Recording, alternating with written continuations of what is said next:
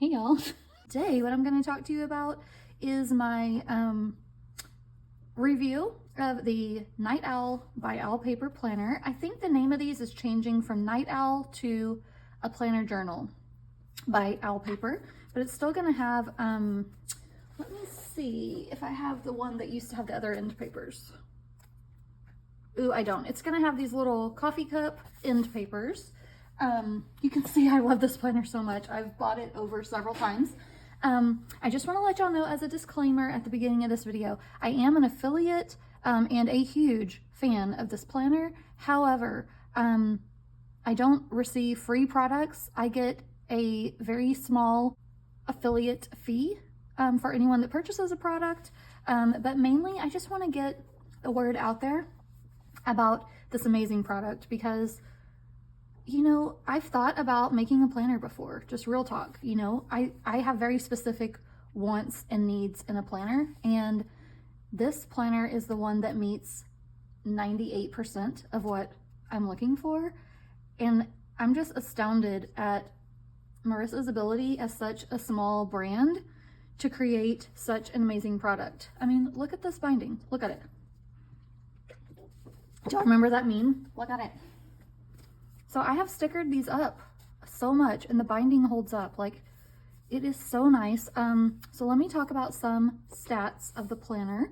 These planners come in B6 size. If you're not familiar with a B6 size, I will compare it to the A5 Hobonichi Han.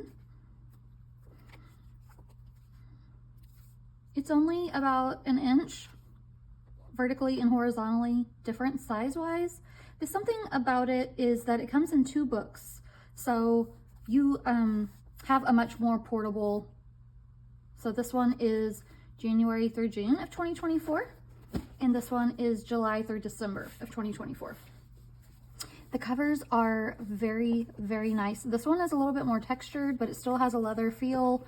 And then this one is a little bit smoother, but you can still see a texture to it. You can choose your colors. So typically for the first half of the year, she has neutral color selections. For the second half of the year, she has more vibrant color selections. So this year she has a couple color choices. She has one called Lizzie's Dawn, which is a lighter gray than this. Then she has one called Boyfriend's Leather Jacket that is like a really deep, rich caramel. And then on the second version, she has one called Meet Me in Bora Bora, which she says is a Jackie Kennedy blue. So kind of like a Tiffany blue. So just a tiny bit leaning green, but that one I am leaning toward getting. I'm leaning toward the Boyfriend and the Bora Bora. And then there's also another color called, oh shoot, I'm gonna forget the color of it, but it's like a pastel apricot, lighter than this. Leaning toward pink, but it's not a true pink. It's more of a peach. So you have a lot of color options. Let me show you the inside. I'll show you this one since I haven't built it out and then I can show you what I did with it in this one. I love to put vinyl stickers on the cover, but I don't like to fully cover it, although she does offer plastic sleeve covers, and she does also have a handmade, fabric one, kind of like the Hobonichi covers, kind of like this, but she made handmade herself, not manufactured, like she sewed it in her home, one similar to this that fits, and I'm just ordering one, so I should get that soon. And then on the outside it has like a pin holder where you can fit several pins. Oh my gosh, I can't wait to get that. So just really thoughtful and unique products. So let's talk about everything else. So first of all, the quality of the binding and the covers cannot be beat, in my opinion. I think the only other brand that I have tried that has as good of quality with that is the Hobonichi Han. I love this cover and I love the binding of the regular Hobonichi, but I don't really like those covers on the regular because now I'm spoiled to this. So inside, and right now they have blank end papers, but they're gonna have this owl coffee cup imprint on the end papers. So it'll be like this, but a small print. And so then you have your cover page. The grid is 3.77 millimeters. And then it does say Marissa Porter, copyright. Then you have an index page. It says index very small there. The whole planner is very neutral. Let me make sure that you can see what's going on the page.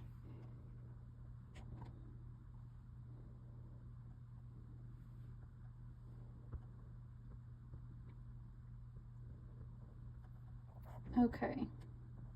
I just want to make sure that y'all can see the writing. So it is a very light gray. It says index on this page. And so in the one that I've already built out, I put a perpetual calendar there, so you can see. Then on the next page where it says goal setting, I put my goals. So that's this page. It comes blank. Then the next page has 6 horizontal boxes without any writing. It does have page numbers in case you want to do an actual index. So this is how I set it up in this one, but I plan to do something else here starting in July. Then it has monthly overview calendars. Let me show you on one that I haven't completed yet. So you can see it's a Monday start. It's a very light gray. There's no red or any other colors in here except for on the tabs at the beginning. There are very small on the weekly in case you don't want to put tabs on it. They're very, very small and the color doesn't show up anywhere else. The numbers of the days are in the bottom right-hand corner, which I appreciate because, let me show you my July. Like if you want to use sticker kits, you can, and then if you have like an event, you can put it right at the top without like that weird awkward space at the top. I really like that. And it has a sidebar on the left. Then in between each month, there is a blank page. Currently what I'm doing is after the month, so like here's my May, then I have a dashboard. However, you can see in May I didn't fill it out. It's cute, that's one thing you could do, but I didn't fill it out, so I don't know if I'm gonna keep that up. I filled out this one, so when it gets closer to the end of this month, I'll decide what I want to do in the new July through December planner with that. So the months go up to December. There's no forward planning per se in here, but that is something that you could do with these 6 boxes up here. You could use this as future planning. So you could do January, February, you know, going into the next months. That's an idea. Or you could do it here after the December calendar. That might be another good idea. Then the weeks get started. Starts with July 1st on this book, my birthday. It starts with January 1st on this book, of course. It has 3 sections, so it's almost like a little mini vertical. It has a small mini calendar there, and then it has some hours on the side going from 5 a.m.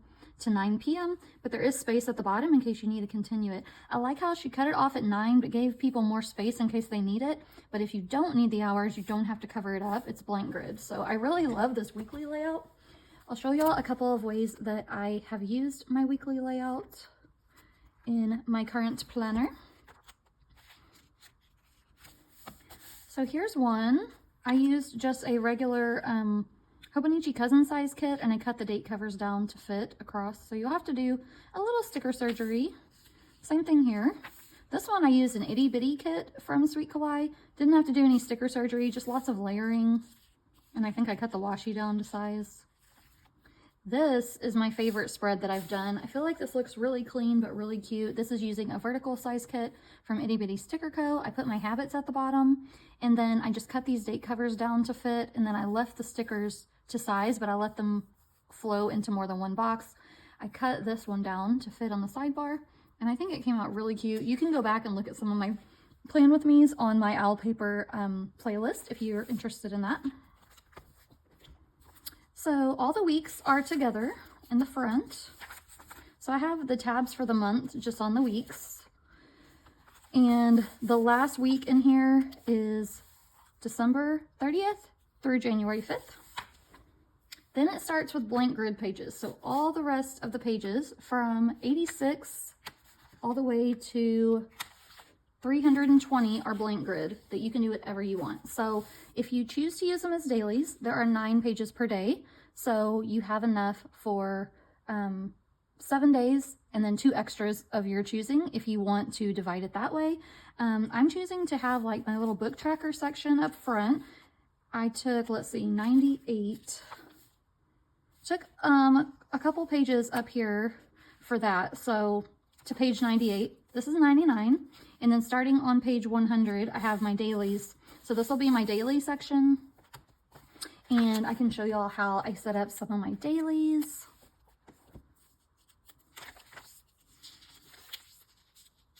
And then in this one, I had put the habit tracker interspersed with the week. You know, I love how it's just blank. So you can just do whatever you want with the pages. Sometimes I do it more simply like a sticker kit, like Hobonichi type way. And then sometimes I get more Bujo style with it like this. If I want to have the hours, I use this washi tape that has hours on it to help me out, or you could just write them in. You might not be a decorative planner. You might be more functional. And if so, this will work great for you. But I just wanted to show if you do sticker, you can do that in here. And the book doesn't really bulk up that much. It actually stays pretty flat. Let me look at my older planner and see if I can show y'all more examples. So here's some more examples of what I had done. So I was using this as a health and wellness tracker at one point on the weeks. So you can see how I set those up. And then here's some more weeklies where I used it more in an hourly fashion. Then on my dailies, some of these, like here I had a vision board. Here I did daily spreads, didn't fill those out. This was going to be journaling, but I didn't end up filling it out. More daily spreads. Okay, so I had bought several, so this was just kind of my mess around book, and this was like my real one. So I love that the pages are numbered so that if you so choose, the index in the front could be used as a table of contents. If you prefer to use this for more of like collections, notes, or just like a common planner type of thing. The quality of this paper is amazing. It's very hard to describe. It's Tomoe River paper, but I have tried all of, most of the Tomoe River paper brands that are out there. I have tried Take a Note, Midori, which is actually its own paper, not Tomoe River paper. Their paper is great, but it's thicker than this. Hobonichi, Aura Estelle, Sterling Ink. I have tried all of those, and the closest paper, which I prefer Hobonichi paper the most, and the closest paper is Owl paper. It is the closest in the color. It is the closest in how it performs and how it feels. When you feel the Hobonichi paper, there's like a weight to it, where it's a little bit more floppy and not so straight and see-through. Like it is a little transparent, but I feel like with other Tomoe River paper planners on the market, it's more apparent that it's see-through, if that makes sense. The Owl paper is very much the same. It feels the same and it performs the same. So the pens that I have perform the same, and there's not as much shadowing as on those other brands that I mentioned. So like here's the Hobonichi. You can just see there's just light shadowing, and I used a fountain pen here. And then you can see on my current one, same deal going on. Like you can only see very light shadowing. There's no bleed through. So even when I use my darker markers, there's no bleed through. And I haven't had a problem in Stalogy and all the other brands that I mentioned with bleed through. So that is very important to me. Another thing that I just want to talk about is just that in our society these days, I feel like we say a lot, we want to support the small shops and the small brands, but when it comes down to it, do we really do that? I love Hobonichi, and I would be making a really tough decision if Hobonichi had a B6, but they do not have a B6. If you are looking for a Tomoe River paper planner and you want to support a very thoughtful and a shop that really cares about their quality and their customer service, I mean, look no further. So they have pre-orders going on right now. If the pre-orders close in 6 weeks and the planners ship from Oklahoma. So if you're not sure, you can purchase just this book, the July through December, for $25 and try it out. That way you can see if you like it. Just, however, note that the pre-order for 2025 is going to close at the end of June. So you'd have to kind of make a quick decision.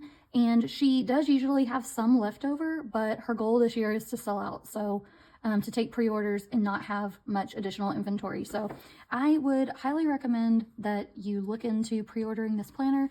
You can order just the first 6 months, just the last 6 months, or both. Of course, I'm going to say you should get both because you're going to regret it if you don't. I mean, this has become my baby.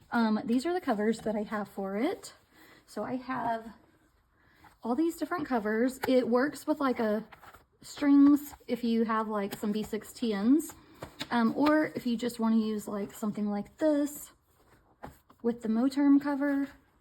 It fits wonderfully. You could put both sides in without hurting your cover at all, without hurting the binding. You can see just like any other planner, I have tip-ins, I have tabs, I have everything going on, and these planners really hold up to day-to-day use.